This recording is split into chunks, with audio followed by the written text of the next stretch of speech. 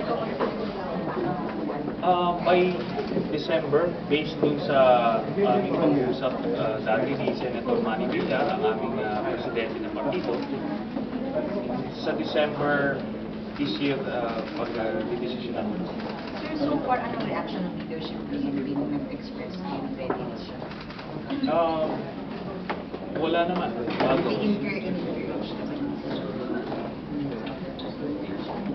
Yes.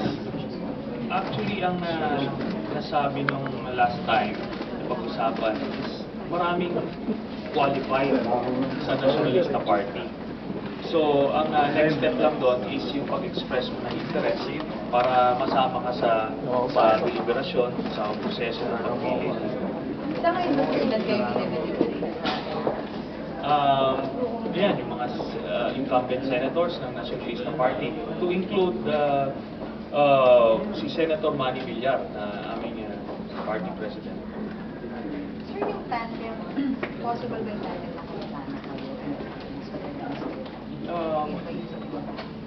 Pwede kahit na anong combination.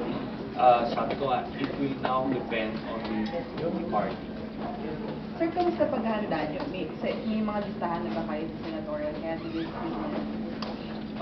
Wala pa tayo dun sa political preparation. Mostly ang preparation natin is yung mental or academic preparation kasi pinag-aaralan natin yung mga iba't ibang problema ng bansa.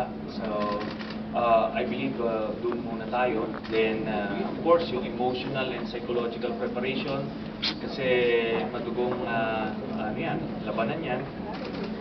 After siguro magde-decide yung Nationalista Party, andun dyan na yung politika and